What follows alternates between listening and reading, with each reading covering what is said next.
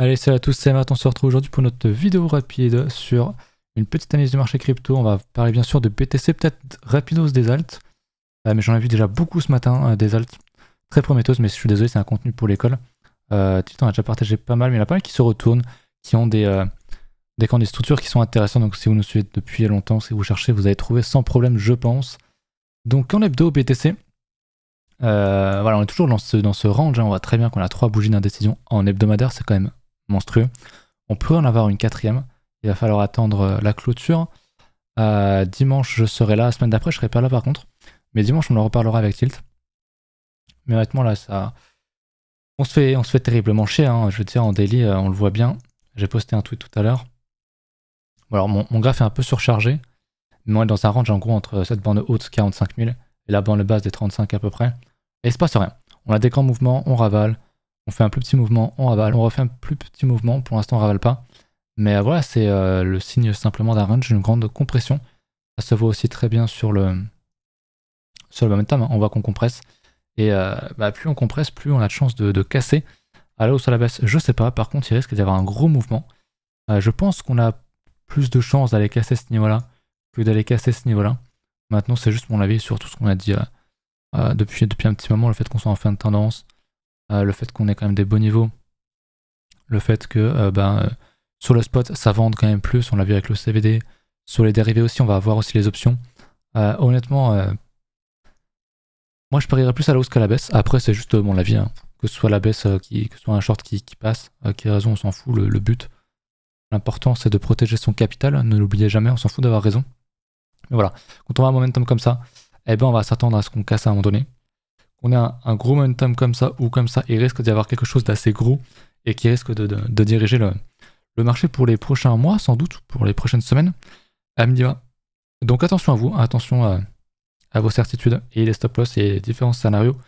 Dans votre tête, pensez à votre max pain scénario en fait. Qu'est-ce qui se passe si on fait ça et que vous êtes en short? Qu'est-ce que vous avez prévu? Qu'est-ce qui se passe si on fait ça? Qu'est-ce que vous avez prévu? Et qu'est-ce qui se passe si on fait juste ça en fait? On continue de range et qu'on vient juste créer des lots, les casser, créer des highs pour les casser, réintégrer, etc. Et que finalement, on le fait que range pendant encore 2 mois. Donc pensez-y. Pensez-y, c'est important. Du coup, je le disais, au niveau de l'order flow, il se passe pas grand-chose. On a toujours un funding qui est quand même très plat. Il fait dire qu'on a quand même potentiellement un bottom ici. On a eu pas mal de négatifs ici. Donc je pense que c'est pas impossible. On n'a pas beaucoup de positions qui s'ouvrent. Donc sur les dérivés, ça reste, je dirais, neutre, voire bearish. Enfin, les gens sont bearish, voire neutre. Donc voilà. Le CVD, je crois que ça va encore toujours pas mal, hein. Ça va encore. Ouais, on vient de faire encore un nouveau plus bas. Je vais passer plutôt en H4, vous verrez mieux. Hop, c'est bien se mettre à jour. Ouais, donc là, c'est toutes les positions de tous les exchanges. On voit bien ici, on a un creux. On refait un plus bas ici. Alors que le cours monte, le CVD descend. Ça montre bien la pression vendeuse qui est énorme. À mon avis, il y a des gens qui veulent voir ça tomber. Et je parle des retail. Je pense que les gens veulent voir Bitcoin à 30 000, à 25 000, etc., etc. Et que ça n'arrivera du coup sans doute pas. Après, c'est mon avis. Juste un bon risk-reward, hein. Vous l'avez déjà vu, le trade il est posé depuis très longtemps. Plus celui qui est en H4. On est passé pas loin, enfin, ouais, pas loin du tout en fait. On est venu à 50% du stop. Donc on a encore de l'espoir. Puis le trade a été neutralisé ici. Souvenez-vous. Donc on a encore un petit peu de marge. Mais voilà, faut comprendre qu'on est dans un marché qui est en range. Et que trader ça en intraday, pour moi, c'est très dangereux. Vraiment, c'est très très piégeux. Ça se fait. Mais attention, c'est clairement pas pour les débutants. Voilà. Je voulais vous parler des options. Là, il y a le plus d'options qui expire. C'est pour le 25 avril. On est donc le 16, donc dans pas très longtemps.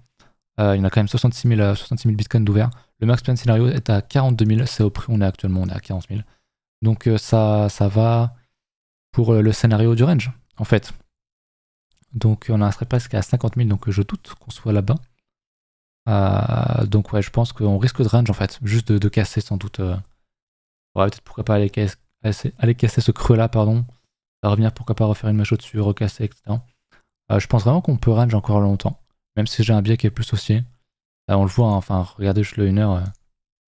J'avais plein de RL partout là. On casse, on réintègre, on en recrée une. on casse en dessous, on casse au-dessus. C'est franchement le genre de marché un peu foireux. Donc attention à vous encore une fois, c'est vraiment très très important. Le Fear and Greed Index qui est toujours du côté Fear. Hein. Je pense que vous n'êtes pas trop surpris là-dessus. Ça pose des bottoms en principe, ça fait longtemps. Donc je l'aurais dit, pour moi on est plus, comme on l'avait expliqué avec Tilt, on est plus dans une période où on doit, si on cherche à s'investir sur le marché crypto, sur Bitcoin en tout cas, on doit plus être dans une stratégie à minima de DCA à l'achat que de chercher des ventes ici. Parce que si vous vendez ça, vous vendez quand même très proche d'un gros support. Et c'est plus compliqué de vendre, de short, que d'acheter. Pour du long terme, c'était beaucoup plus facilement dans le vert, dans du long terme, en achetant. Alors il faut acheter malin, évidemment, qu'en vendant en fait. C'est mathématique. Donc voilà pour ça. Je crois que c'était à peu près tout pour ça. Ah oui, si, petite info quand même. J'ai vendu mon AMB.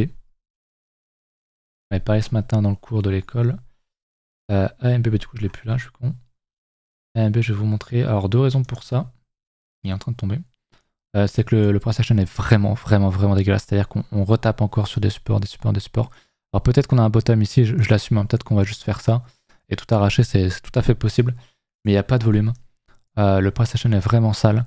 Et surtout ce qui m'inquiétait beaucoup, c'est le réel volume du coup, pas juste en comparaison de la propre charte, du volume de sa propre charte. C'est juste que quand tu regardes les données sur Binance, déjà il n'y a qu'une paire, donc ça c'est pas bon du tout. Quand il n'y a qu'une paire en BTC, c'est vraiment les purs gros shitcoins. Il n'y a que 180 000 $ aujourd'hui sur Binance, donc ça pue la merde. En total, il y a 200 000. Sur AMB, sur tous les échanges, il n'y a que 200 000. Si on compare à WTC, c'est un autre shitcoin que j'apprécie, hein, vous le savez. Donc on passe de 200 000 à 7 millions en 24 heures, donc ça n'a rien à voir. Et puis sur Binance, l'autre était à je sais plus, 100 000. Il est à 3 millions en volume hebdo, donc juste sur la paire USDC. Parce qu'il y a une paire BTC aussi du coup. Donc ça m'a fait dire, bon, il va peut-être se faire délister, donc bon, pas trop risquer ça. On a eu déjà pas mal de délistes. Donc je suis entré sur une autre alt. On l'a vu ce matin en cours, donc voilà, je voulais juste vous le dire pour le AMB. Le projet est toujours viable, hein. Enfin, ils sont toujours actifs sur Twitter et ils font toujours des trucs. Mais vu le volume qu'ils font, à mon avis, ils sont plus très rentables pour Binance. Et si Binance les déliste, bah AMB, il n'y a plus rien derrière en fait. Il n'y a vraiment plus rien. Donc Ambrosus, malheureusement, ça se sent pas bon. Il y a BTC, mais j'ai pas de compte perso. KuCoin, c'est pareil. Probit, c'est de la daube. Enfin, le reste, honnêtement, c'est que de la daube. Il n'y a pas MEXC, il n'y a pas FTX, il n'y a pas Coinbase, il n'y a pas tout ça. Puis on le voit, de toute façon, Binance, c'est 88% du volume. Donc à partir de ce moment-là, il n'y a quasiment aucun volume. Je veux dire 100 000. J'ai pas regardé sur la homepage de Binance, je vous laisserai regarder. Mais on peut classer par volume hebdo ou daily, peut-être les deux d'ailleurs. 180 000, c'est vraiment ridicule. À mon avis, Binance perd de l'argent là-dessus. Et quand je vois le graphe aussi, je l'ai pas dit, mais les derniers gros volumes, c'est sur des grosses mèches en fait. Ici, donc à mon avis, c'est de l'exit liquidity. On est sorti ici.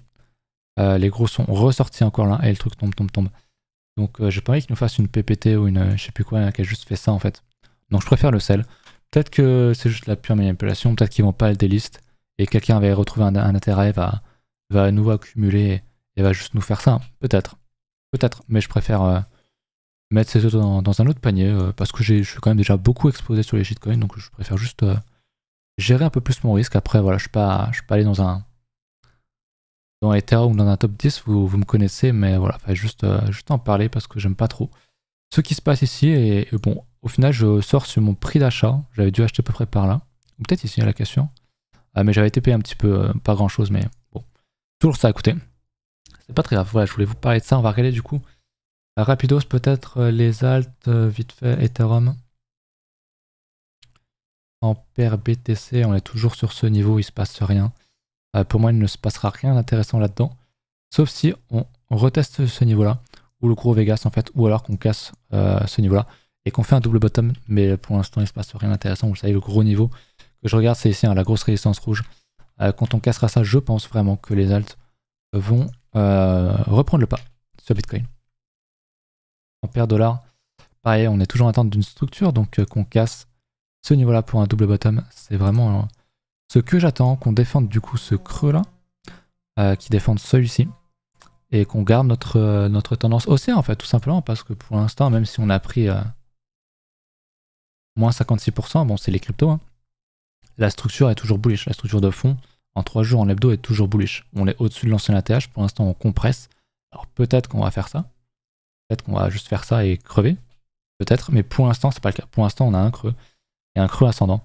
Et on pourrait y voir un espèce de triangle. Bon, là, on l'a fait avec la sortie haussière. Mais dans l'idée, voilà, on défend. Voilà, pour ceux qui sont fans des trendlines, ils ont quelque chose de haussier ici. Par contre, il ne faut pas revenir le retester encore et encore. Parce que vous savez, plus on teste un niveau, que ce soit horizontal ou oblique, il y a plus la chance de casser. Donc attention là-dessus. Je voulais voir aussi peut-être le total 2, le total 3, même s'ils doivent beaucoup se ressembler. Alors, du coup, je sais plus c'est lequel. J'ai plus écrit total. Est-ce que c'est ça? C'est le total 3. On va regarder le total 2. Exclu de Bitcoin, donc c'est ça. Voilà, je vous avais parlé de ce fameux niveau. On l'avait pas retesté, ce qui me chiffonnait un peu.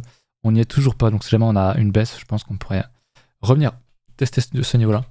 Mais en état, ça ressemble beaucoup à Ethereum. Hein. Il faudrait vraiment qu'on casse ça pour faire une structure et pour espérer casser ce plus haut ici. Donc voilà, mais ça reste bullish en fait quand tu regardes ça vraiment. Encore une fois, tu vois le graphe en hebdomadaire. Bon, bah on avait notre beau double bottom ici, un gros run. Pour l'instant, on compresse. Est-ce qu'on compresse, qu'on consolide pour une continuation haussière, ou est-ce qu'on commence à se retourner? C'est honnêtement, juste en regardant le graphe, c'est juste trop tôt pour le dire, vraiment. Je pense qu'on n'a pas du tout donné tout le potentiel. Hein. L'ATH était juste là. On connaît les cryptos, voilà, quand tu as un ATH, derrière, tu as un potentiel. Alors je pense pas qu'on fasse un nouveau run comme ça, parce qu'il y a de plus en plus de liquidités et des institutions. Donc il y a beaucoup plus d'argent à l'achat et à la vente aussi, bien sûr. Donc en principe, c'est beaucoup moins volatile. Plus le temps va passer, plus la démocratisation des cryptos va arriver, et moins il y aura de volatilité sur le marché. C'est pour ça qu'aujourd'hui, je sais pas, Apple va pas faire un x10 sur 2 mois comme peut le faire une crypto. Donc voilà, et sans doute que dans 10, 20, 30 ans, les cryptos seront aussi comme ça. À part peut-être les nouvelles, les shitcoins, quoi, il y aura plus de x10 aussi facilement, entre guillemets, sur des top 300, quoi. Voilà pour la petite parenthèse, je pense que je vais vous laisser là-dessus. J'espère que vous avez apprécié la vidéo. N'hésitez pas à me donner vos alts pour la vidéo de vendredi. Et puis sinon on se retrouvera dimanche. Et moi la semaine prochaine je suis à Barcelone pour l'Avax Summit. Donc si je refais un appel, si jamais il y en a qui sont là, qui y seront, n'hésitez pas à me le faire savoir. Je crois que toutes les places ont été vendues. Donc voilà, n'hésitez pas à me le dire, m'envoyer un petit MP, à me contacter sur Discord, un mail ou un MP sur Twitter. Et puis on s'arrangera peut-être pour se voir, tout simplement. Voilà, à la prochaine, salut.